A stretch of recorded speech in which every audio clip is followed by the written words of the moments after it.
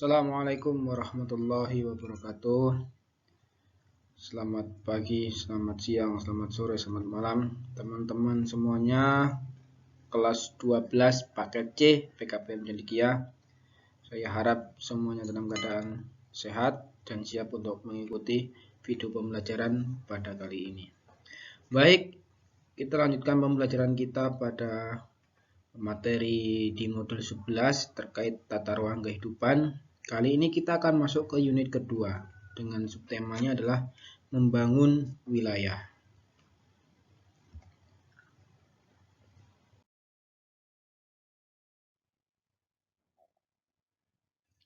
Oke teman-teman,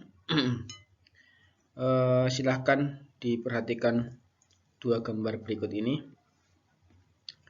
Jadi di sini ada dua gambar, di mana ini adalah gambar keadaan Monumen Nasional ketika tahun 1980-an dan juga pada tahun 2019-an. Nah, untuk yang atas ini 1980-an, yang ini adalah 2019.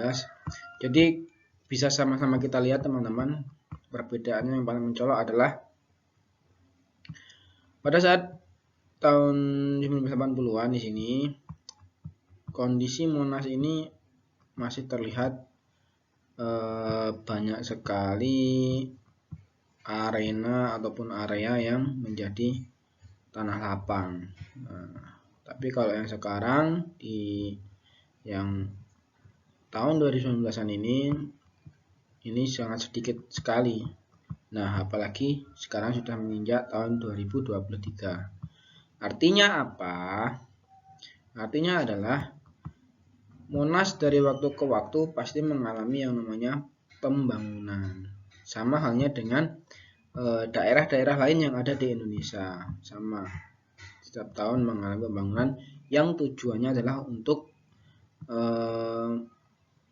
memudahkan ataupun untuk sebagai salah satu wujud kemajuan daripada masing-masing daerah.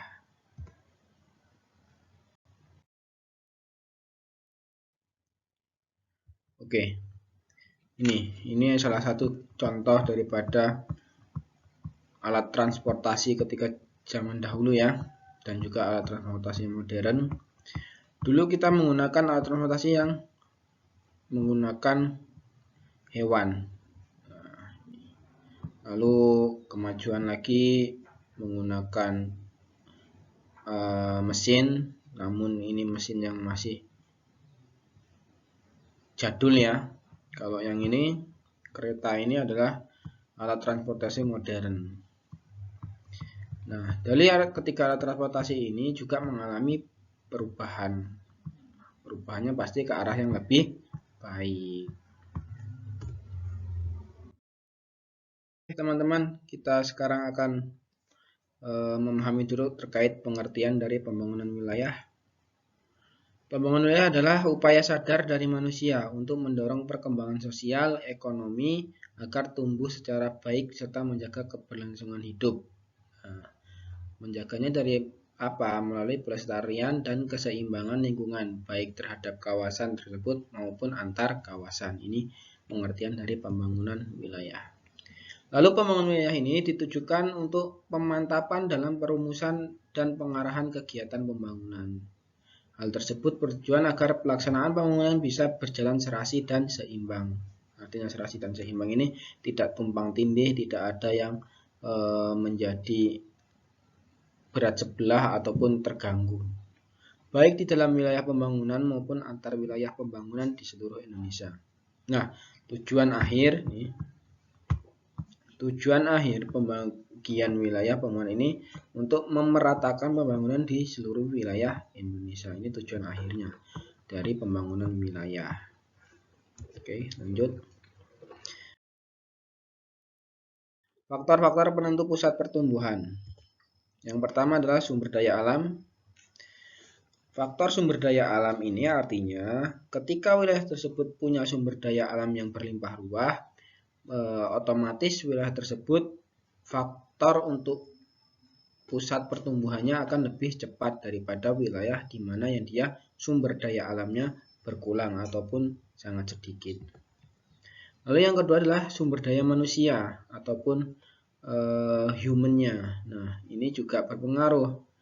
Untuk daerah atau wilayah yang memiliki sumber daya manusia yang baik, memiliki sumber daya manusia yang kompeten, juga akan menunjang untuk penentuan pusat pertumbuhan wilayah tersebut dengan cepat. Yang ketiga, kondisi topografis ataupun kondisi sebuah wilayah. Contoh sederhananya seperti ini.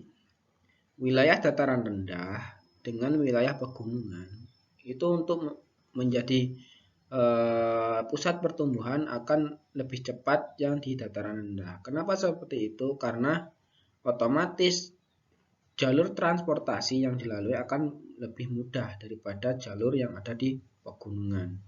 Itu adalah kondisi topografi sebuah wilayah juga berpengaruh ya. Yang keempat adalah fasilitas penunjang. Fasilitas penunjang ini ya seperti ada internet, ada akses transportasi yang baik, terus juga akses komunikasi yang baik. Itu adalah fasilitas-fasilitas penunjang.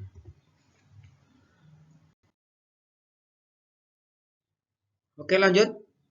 Yang C, teori-teori pusat pertumbuhan. Nah, ada teori polarisasi ekonomi. Teori ini ada sebuah tokoh yang berpendapat bahwa teori ini adalah daerah yang memiliki pusat pertumbuhan akan sangat menarik bagi para pemodal.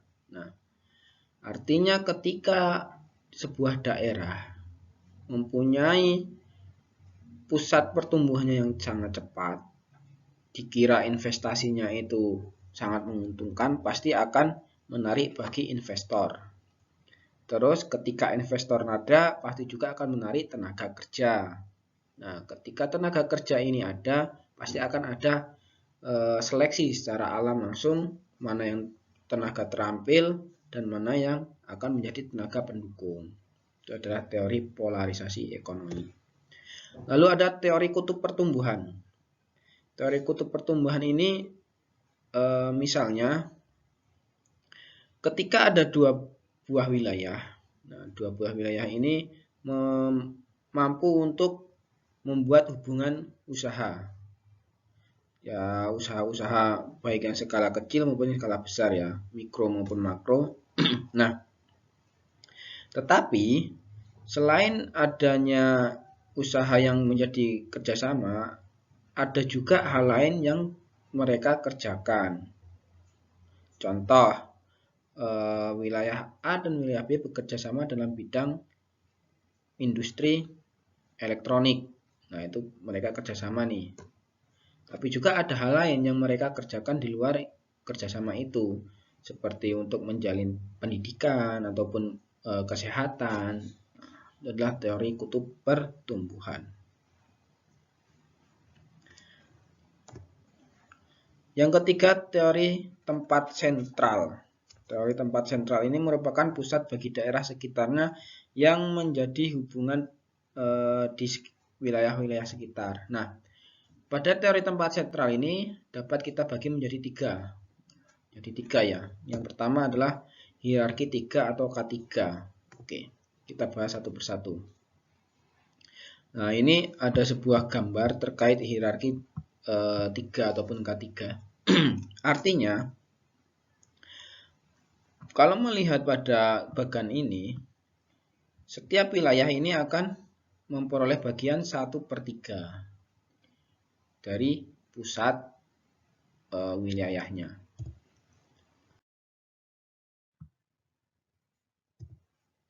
Lalu yang hierarki 4.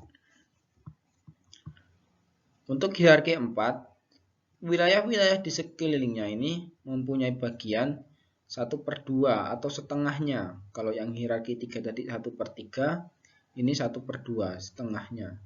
Yang artinya dari setengah-setengah ini nanti akan membantu daripada pusat wilayah.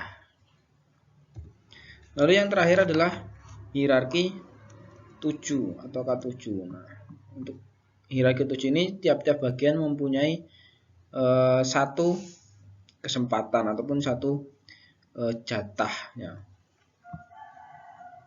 lebih banyak. Nah, untuk hierarki 3 tadi,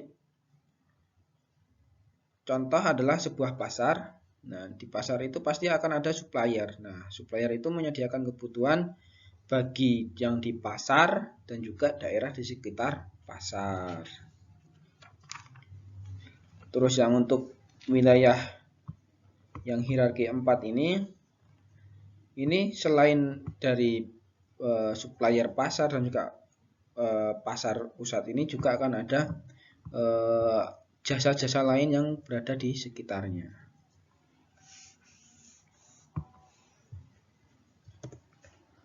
Oke, kita lanjutkan kembali.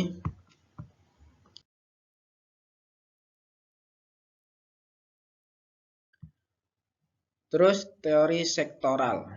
Apa itu teori sektoral?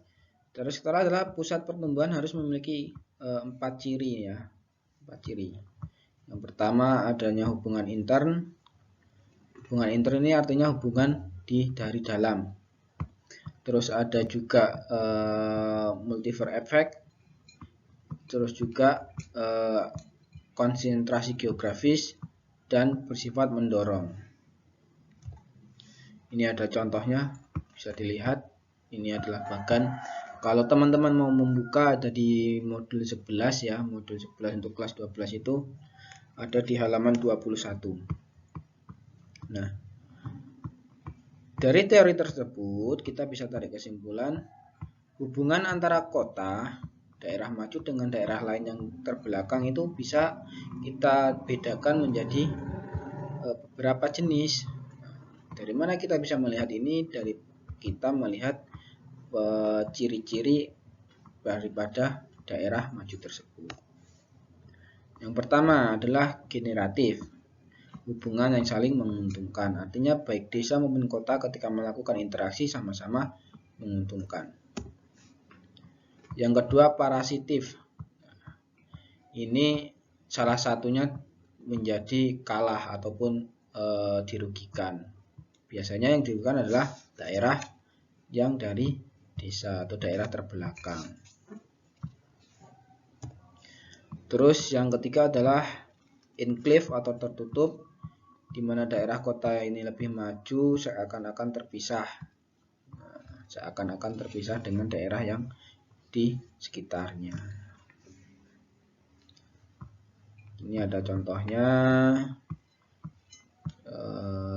Ada perusahaan, perbaikan motor, ataupun asuransi dan lain-lain.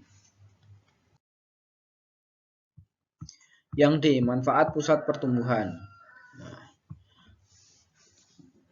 pusat pertumbuhan ini bisa bermanfaat bagi wilayah-wilayah yang ada. Di antaranya adalah yang pertama, memenuhi kebutuhan manusia.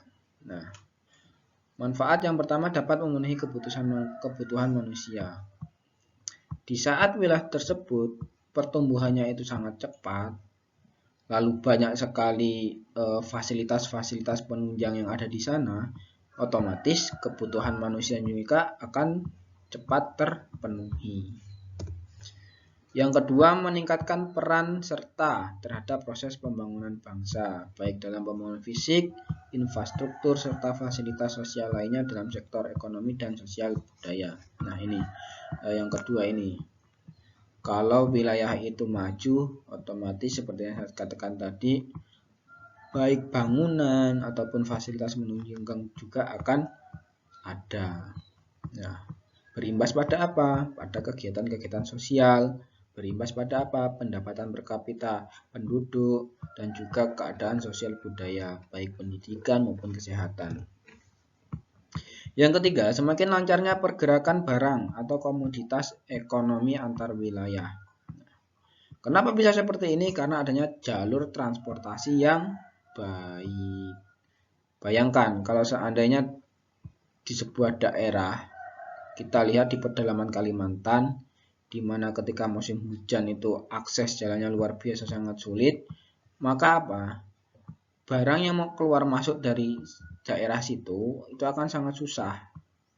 Akhirnya ekonominya melemah. Tapi kalau kita lihat akses daerah itu mudah untuk transportasi baik darat, laut maupun udara, maka otomatis kondisi ekonomi daerah tersebut juga akan membaik.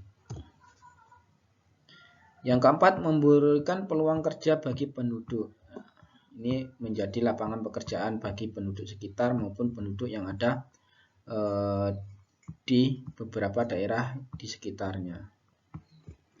Baik itu peluang kerja terampil maupun sebagai kuli ataupun serabutan ya.